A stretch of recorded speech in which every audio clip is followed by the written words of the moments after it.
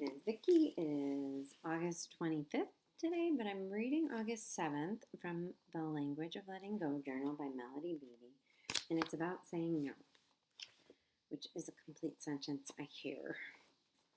Saying no. For many of us, the most difficult word to say is one of the shortest and easiest in the vocabulary. No. Go ahead and say it out loud. No. No. Simple to pronounce, hard to say. We're afraid people won't like us, or we feel guilty. We may believe that a good employee, child, parent, spouse never says no. The problem is, if we don't learn to say no, we stop liking ourselves and the people we always try to please. We may even punish others out of resentment. When do we say no? When no is what we really mean. When we learn to say no, we stop lying. People can trust us, and we can trust ourselves. All sorts of good things happen when we start saying what we mean. If we're scared to say no, we can buy some time.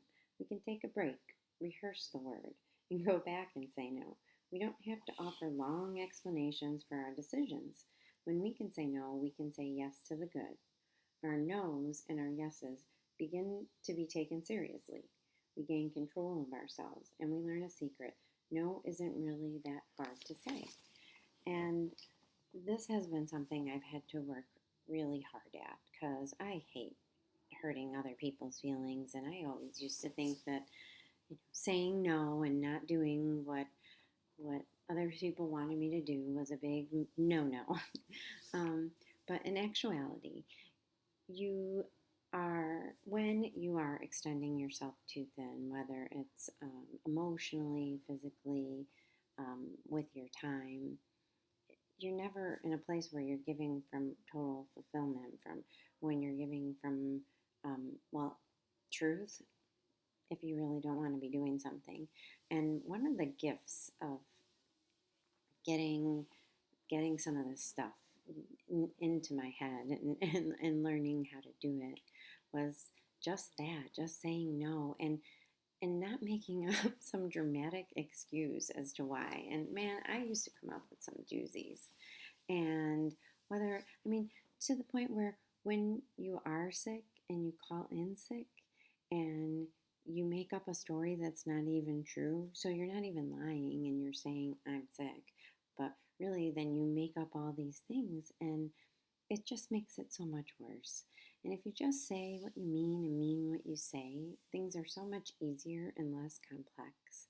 And man, oh man, it's refreshing. It's refreshing and it's so much easier and you have so much less to remember and so much less to carry. And what it was saying in that reading is that you eventually have these resentments towards others and towards yourself because you're not being true to yourself. And a lot of us have to do it in certain situations. We can't necessarily always speak our truth. But the more you do, the better at it you get. And when I first started saying no, it was very difficult and it would take practice. But now, if I have too much to do and I can't go do something, I have the ability to say no. And I don't feel guilty anymore. And I don't feel like I am letting anybody down. And when I need to show up and when I can show up healthy, I do. And and now what the flip side of it though is when I say I'm gonna do something, I do it, right? Before I would say I would do things and then I would double book or I would tell two people I would do something. So I would guarantee that I would lie to somebody or I would blow off plans with somebody.